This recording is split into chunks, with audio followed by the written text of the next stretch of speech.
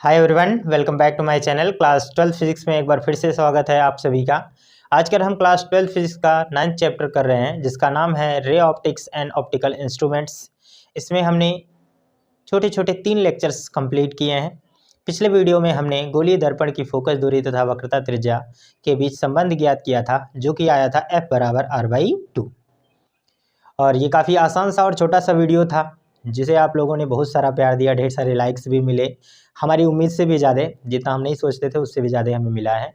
और इसी से प्रेरित होकर हम चाहेंगे कि और सारे ढेर सारे वीडियोस बनाए जाएं, और आप लोगों के लाइक और शेयर की हम कामना भी करते रहेंगे। तो इसी क्रम में हमारा आज का जो टॉपिक होगा, गोलीय दर्पण के सूत्र का व्यंजक। इसमें गोलीय दर्पण के पहले प्रकार अवतल दर्पण के लिए हम ज्ञात करेंगे, और उत्तल दर्पण के लिए भी ठीक यही फॉर्मूला होगा, और डेरिवेशन का भी क्रम यही होगा। आप लोग बिल्कुल अच्छे से उसे समझ सकेंगे। तो वीडियो को देर न करते हुए आइए शुरू करते हैं।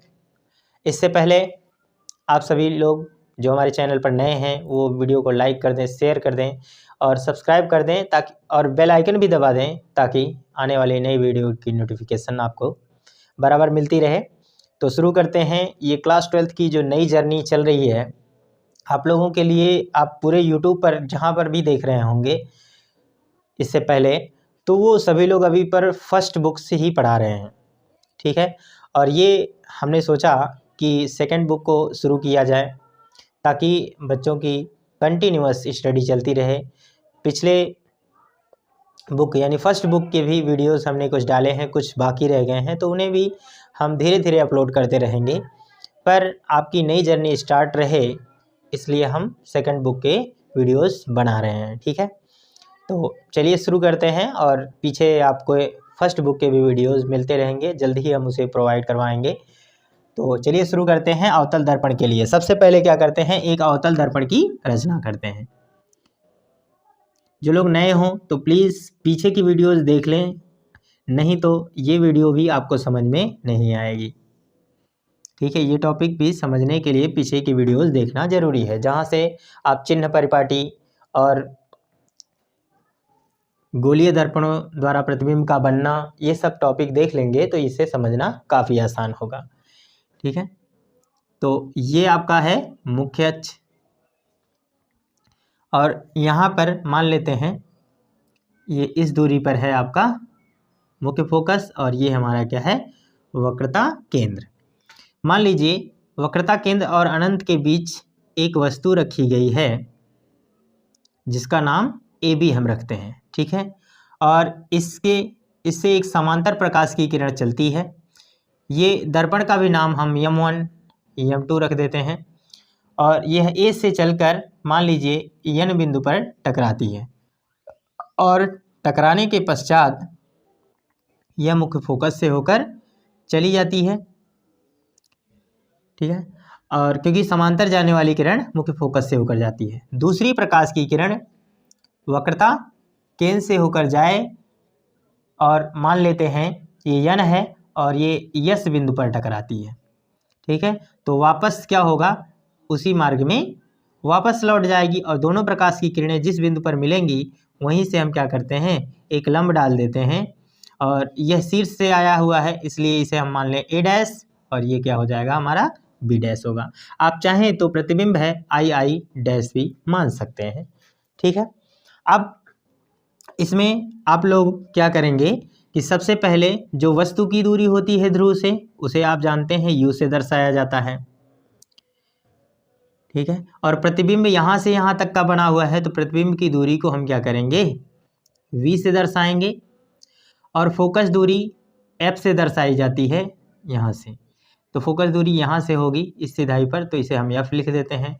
वक्रता त्रिज्या यहाँ से लेकर है, तो वक्रता त्रिज्या को हम R से डिनोट कर देंगे। तो सभी दूरियां याद रखें ध्रुव से ही नापी जाएंगी, इसलिए सभी दूरियां ध्रुव के सिधाई पर ही है, ठीक है। अब सभी दूरियां ध्रुव से आपतित किरण के विपरीत नापी गई हैं, तो सभी ऋणात्मक चिन्ह के साथ भी ली जाएंगी। इन्हें हम अलग से यहाँ पर लिख लिया करेंगे, ठीक है। तो उम्मीद है कि फिगर आपको अच्छे से समझ में आ गया होगा। अब इसके बाद यहाँ पर N बिंदु से हम एक लंब भी डाल देते हैं यहाँ पर।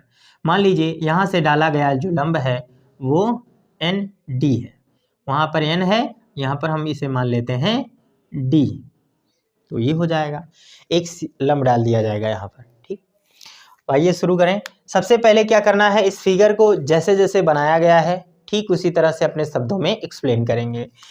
ठीक है, यहाँ पर आप लिखेंगे, माना कि हम पूरा नहीं लिखेंगे बोर्ड पर क्योंकि टाइम कंज्यूम ज़्यादा होता है, आपको हम समझा दे रहे हैं, उसे लिख सकते हैं आप, चाहे शब्दों को सुनकर या अपने सेंस के हिसाब से जैसे जैसे फिगर को ड्रॉ किया गया है उसी तरह अकॉर्डिंग आप रचना कर लेंगे। ठीक है, लिखना है, माना कि एक अवतल दर्पण M1 M2 है जिसके सामने एक वस्तु अनंत व वक्रता केंद्र के बीच AB रखी गई है।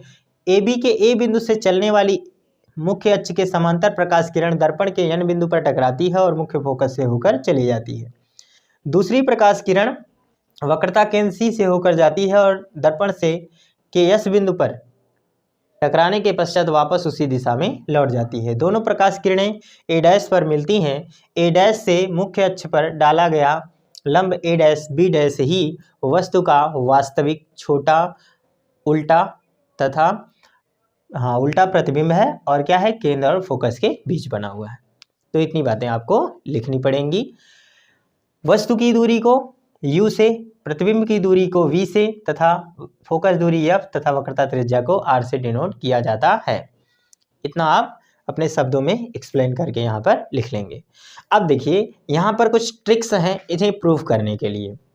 देखिए इस चित्र में आप लोगों को 4 समकोण त्रिभुज दिखेंगे। एक समकोण त्रिभुज ABC दिखेगा यहाँ से यहाँ तक का, और ठीक इसी के सामने एक त्रिभुज CB'A भी दिखेगा, यह और यह। ठीक है, आप चाहें ट्रिक के लिए नंबरिंग 1 2 और इसे 3 और इसे 4 समझ लें। इसके सामने ये है, इसके सामने ये है, बस ये 2 त्रिभुज आपको जोड़ा करके ले लेना है। ये 2 पहले लेंगे फिर उसके बाद ये 2, इसी के अकॉर्डिंग हम इस फॉर्मूले को डिराइव करेंगे। तो सबसे पहले लिखते हैं समकोण त्रिभुज ABC तथा त्रिभुज A', B', में ये कर लेना है। अब ये दोनों ही समकोण त्रिभुज हैं तो निश्चित रूप से यह समरूप भी है, और समरूपता मैथमेटिक्स में समरूपता का नियम होता है कि किन्हीं भी 2 समरूप त्रिभुजों की संगत भुजाओं का अनुपात आपस में बराबर होता है। ठीक है, तो इसमें से इस ABC में से AB भुजा का संगत क्या है, A', B' है। तो हम यहाँ पर कर लेंगे AB बटा A', B' बराबर, इसमें BC लेंगे तो ये हो जाएगा BC बटा, इसमें हो जाएगा हमारा B', यह क्यों हुआ, समरूप नियम से, समरूपता नियम से। आप लोग मैथ पढ़े होंगे कि त्रिभुज में संगत भुजाएं। देखिए इस त्रिभुज, इस समकोण त्रिभुज में ये AB लंब है तो इस त्रिभुज में A', B' लंब है, तो इस लंब की संगत तो लंब ही होगी ना। यहाँ पर आधार है तो आधार का आधार B', है। इस तरह से आप समझ सकते हैं। यदि आप ऐसे नहीं समझ पाते हैं तो इसके लिए एक ट्रिक्स और है, उसे आप समझ सकते हैं। समरूपता में ये खास बात ध्यान रखनी होती है कि एक त्रिभुज, जिस त्रिभुज से हम शुरुआत करते हैं उसी त्रिभुज से भुजाओं को गिनना हमेशा स्टार्ट रहेगा। हम ऐसा नहीं कर सकते कि AB बटा A', B' कर लें, उसके बाद अब की बार जब आधार गिनना हो तो B', और अपॉन कर दें BC, ऐसा नहीं कर सकते हैं। पहले अगर आपने ABC में माना है तो अगली बार भी आपको ABC में से ही भुजा को पहले लेना पड़ेगा, ये होगा। तो यहाँ पर हमने इसका लंब और इसका लंब ले लिया और इसके बाद इसका आधार और इसका आधार ले लिया। इसको ऐसे भी समझ सकते हैं, पहले 2 अक्षर AB हैं, इसमें पहले 2 अक्षर A', B' हैं, इसमें बाद के दोनों अक्षर BC हैं और इसमें बाद के 2 अक्षर B' हैं। इस तरह से भी आप चाहे तो समझ सकते हैं। ठीक है, ये ट्रिक्स है। अब इसे आप इक्वेशन नंबर 1 मानिए। ठीक इसी प्रकार समकोण त्रिभुज यहाँ पर आप देख लीजिए NDF एफ तथा त्रिभुज यहाँ पर ए डैश बी डैश एफ, ए डैश बी डैश एफ में, इसमें भी हम क्या करेंगे, समकोण है दोनों, इसलिए समरूपता का नियम लगाएं। तो यहाँ पर एन डी लंब है, बड़ा वाला पहले ले लें, छोटा वाला बाद में। तो यहाँ पर हो जाएगा एन डी अपॉन इसका लंब क्या होगा, ए डैश बी डैश। देखिए N D A dash B dash, A dash B dash बराबर इसका डी एफ, डी से एफ, डी एफ, और इधर हमारा क्या हो जाएगा, इसका आधार बी डैश एफ हो जाएगा। अब एक खास बात ध्यान देना है, नीचे यहाँ पर ए डैश बी डैश है, यहाँ पर भी है, यहाँ ए बी है, यहाँ एन डी है, बस यही फर्क है इसमें। तो यहाँ पर हम क्या करते हैं कि यहाँ पर लिखेंगे, चूंकि एन डी बराबर है किसके, ए बी के, ये चीज़ लिखना है। क्यों ऐसा है, क्योंकि देखिए एन डी और ए बी दो समांतर रेखाओं के बीच की दूरियां हैं, और दो समांतर रेखाओं के बीच की दूरी हमेशा बराबर होती है। तो एन डी की जगह पर हम ए बी लिख देंगे, तो यहाँ पर हो जाएगा ए बी बटे ए डैश बी डैश बराबर D F upon B dash F. इसे इक्वेशन नंबर मान लें सेकंड, और समीकरण एक और को दो को देखें तो इसके बाएं पक्ष बराबर हैं तो दाएं पक्ष भी बराबर होंगे, या हम ऐसा भी कह सकते हैं कि ए बी बटा ए डैश बी डैश की जगह पे इसका मान ये B C upon B dash C लिख सकते हैं। तो यहाँ पर लिखेंगे समीकरण एक व दो से, एक और दो से ये बराबर है तो ये भी बराबर हो जाएगा, तो ये हो जाएगा B C upon B dash C is equal D F upon B dash F, ये हो जाएगा। इसे हम कह सकते हैं समीकरण नंबर 3। अब इसके आगे सॉल्व करने के लिए अब यहाँ पर देखिए बी सी क्या है, हम सभी दूरियों को यू वी एफ के फॉर्मेट में रखेंगे। तो यू वी एफ क्या है, इन दूरियों को देखिए, यू कहाँ की दूरी है, बी से लेकर पी तक की दूरी है। अब बी से लेकर पी तक की दूरी तो यहाँ पर दिख ही नहीं रही है, यहाँ पर बी से लेकर पी तक, तो बी से लेकर पी तक यहाँ पर कहीं पर ही नहीं है बी पी, तो हम रख ही नहीं पाएंगे, इसलिए हम ऐसा इन्हें कन्वर्ट करना चाहेंगे। ठीक है, तो सबसे पहले एक काम करिए, यदि दर्पण सूक्ष्म हो, यदि दर्पण सूक्ष्म हो तब डी बिंदु पी के अत्यंत समीप होगा, अत्यंत समीप होगा। जब इसके समीप होगा तो हम कह सकते हैं कि जहाँ डी है वहाँ पर हम पी लिख सकते हैं। तो यहाँ पर सबसे पहले हाँ इसे देखिए, तो ये हमारा हो जाएगा बी सी और अपॉन क्या है बी डैश सी बराबर यहाँ डी एफ है तो ये हो जाएगा पी एफ, और अपॉन में हो जाएगा B dash F, B dash F. अब इन सभी दूरियों को थोड़ा अलग से लिखना है, यहाँ से लेकर यहाँ तक का बी सी है, इस बी सी दूरी को हम ऐसा भी कह सकते हैं कि पी बी में से पी सी को घटा सकते हैं। यहाँ पर लिखना, इस चीज़ को लिख सकते हैं P B minus P C upon, उसके बाद देखिए बी डैश से लेकर सी तक, यहाँ तक की दूरी है, यहाँ तक की दूरी को इतने में से अगर इतना घटा दें तो भी मिल जाएगा, तो यानी हो जाएगा यहाँ पर पी सी माइनस यहाँ से यहाँ तक का घटा दें तो ये हो जाएगा पी बी डैश। ठीक है, क्योंकि इन सब की दूरियां हमें पता हैं, बराबर पी एफ, पी से लेकर एफ तक की दूरी को घटाने या बढ़ाने की कोई ज़रूरत नहीं है, क्योंकि पी एफ की दूरी हमें पता है एफ है, यहाँ पर लिख देंगे पी एफ ही रहने देंगे। और बी डैश एफ की दूरी को पी बी डैश माइनस हम क्या कर दें बी डैश एफ के लिए पी बी डैश में से पी एफ को घटा लें, पर पी एफ कर लीजिए। ठीक है, तो इस तरह से समझ में आ गया होगा। यदि ना समझ में आए तो वीडियो को रिवाइंड करें और फिर से इसे देखें, अच्छे से समझ में आ जाएगा। अब क्या कर सकते हैं, इन सभी मानों को लिखेंगे, यहाँ पर लिखेंगे चिन्ह सहित मान रखने पर। देखिए सभी दूरियां ध्रुव से आपतित किरण के विपरीत नापी गई हैं, इसलिए सब क्या है, निगेटिव है।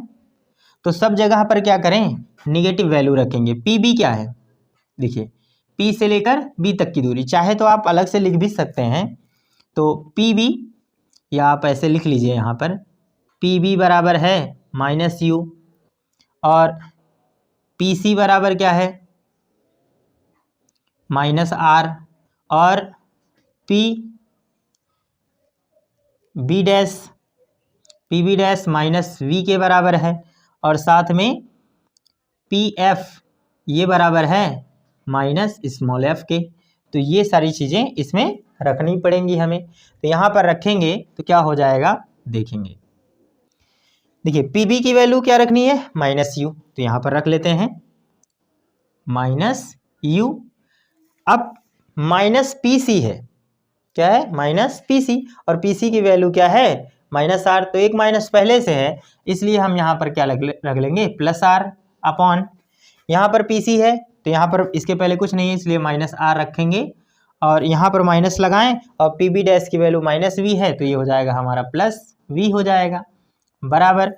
यहाँ पर देखिए पी एफ के लिए -f upon P B dash के लिए यहाँ पर हो जाएगा -v, और ये माइनस पहले से है, पहले f के बगल का जो माइनस होगा ये प्लस कर देगा, और यहाँ पर हम f लिख लेंगे। अब यहाँ पर एक काम और करते हैं, चूँकि हमें पता है कि r बराबर 2f के होता है, तो इस मान में अगर r का मान रख दें तो ये हो जाएगा -u + 2f, और अपॉन यहाँ पर हो जाएगा -2f + v बराबर -f upon -v + f। Cross multiply करें तो v का गुणा यहाँ पर होगा, माइनस माइनस का गुणा पहले प्लस, ठीक है, एक एक अंकों का गुणा कर लेंगे, तो ये हो जाएगा uv, प्लस में v का गुणा इसमें होगा, तो ये -2fv हो जाएगा, और इसका गुणा तो हो गया, अब f का करेंगे तो ये प्लस है, ये माइनस, तो यहाँ पर हो जाएगा -uf, और f का गुणा इसमें करेंगे तो हो जाएगा +2f², बराबर। इसका भी गुणा यहाँ करें तो माइनस माइनस का गुणा हो जाएगा प्लस, तो इसको लिखना नहीं है, यहाँ आ जाएगा 2f², और फिर देखिए v का गुणा f में होगा तो -vf हो जाएगा। 2f² इधर से कट जाएगा, क्योंकि समान चिन्ह है, जब उधर जाएगा तो हम घटा सकते हैं, तो खत्म हो जाएगा। अब यहाँ देखिए fv है, तो इसे हम fv ही लिख लें, इसको इधर ले आएँ, ठीक है। तो यहाँ पर देखिए पहले ये प्लस है, इसको यहीं पर रहने देते हैं, uv बराबर, बाकी इन दोनों को उधर ले जाएं, तो यहाँ पर है पहले से -fv, और ये इधर जाएगा तो +2fv, और प्लस ये हो जाएगा हमारा uf। यहाँ पर uv बराबर, ये देखिए 2fv है, यहाँ पर -1fv है, घट जाएगा तो केवल fv बचेगा, और यहाँ पर बचेगा +uf। अब इतना आ गया, अब दोनों पक्षों में क्या करेंगे, हम uvf से भाग देंगे, ठीक है। बस ये लास्ट लाइन है आपके लिए, तो यहाँ पर लिखेंगे दोनों पक्षों में uvf से भाग देने पर, जब भाग देंगे uvf से, तो uv में भाग देना है आपको uvf से, और बराबर fv में अगर भाग दे देंगे uvf से, और प्लस uf में भाग दे देंगे आप uvf से। तो यहाँ पर देखिए uv से uv कट जाएगा, और fv से fv कट गया, u से u, f से f कट गया, तो यहाँ पर ऊपर क्या बचा, 1, नीचे क्या बचा, f, बराबर, और यहाँ पर बच जाएगा 1/u + 1/v। तो इस तरह से हम अवतल दर्पण के लिए फोकस दूरी, वस्तु की दूरी तथा प्रतिबिंब की दूरी में संबंध ज्ञात कर सकते हैं, और यही रिलेशन है 1/f बराबर 1/u + 1/v। तो यही फॉर्मूला, ठीक सेम फॉर्मूला आप लोगों को उत्तल दर्पण के लिए भी यूज होगा। तो नए सूत्र को डेरिवेट करने की कोई खास ज़रूरत नहीं है।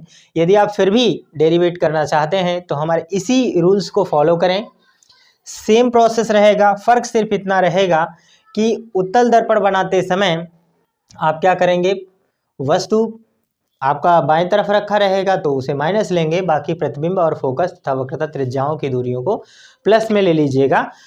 इससे कोई फ़र्क नहीं पड़ेगा, फॉर्मूला तब भी यही आएगा, दिक्कत नहीं है। ठीक है, तो उम्मीद करते हैं ये आपको समझ में आ गया होगा। आप इसका एक स्क्रीनशॉट लीजिए, फिर हम आगे इसी में एक टॉपिक और करेंगे, रेखीय आवर्धन। तो लीजिए आप इसका एक स्क्रीनशॉट। अब हमारा नेक्स्ट टॉपिक होगा रेखीय आवर्धन। इसे हमने नहीं मिटाया है, इसकी थोड़ी सी ज़रूरत है, हम केवल समझाने के लिए इसे अभी रखे हुए हैं।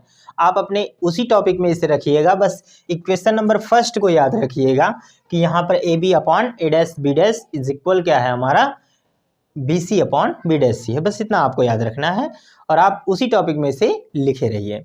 और यहाँ पर हम अपना अगला टॉपिक लिखेंगे, ये होगा हमारा रेखीय आवर्धन, लीनियर मैग्निफिकेंस आवर्धन, रेखीय आवर्धन। तो रेखीय आवर्धन क्या होता है, किसी दर्पण द्वारा बने प्रतिबिंब की लंबाई तथा वस्तु की लंबाई के अनुपात को रेखीय आवर्धन कहते हैं। यहाँ पर हम लिख भी दे रहे हैं, काफ़ी छोटा सा ये डेफिनेशन है इसलिए लिख दे रहे हैं। प्रतिबिंब की लंबाई, प्रतिबिंब की लंबाई तथा वस्तु की लंबाई के अनुपात को रेखीय आवर्धन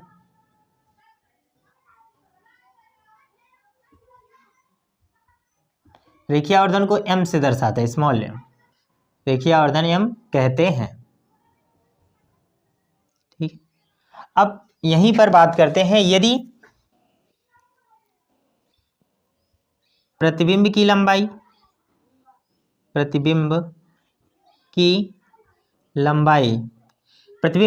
यहाँ पर क्या है, देखिए ए डैश बी डैश है, ए डैश बी डैश बराबर हम क्या मान लें, आई मान लें, इमेज, और वस्तु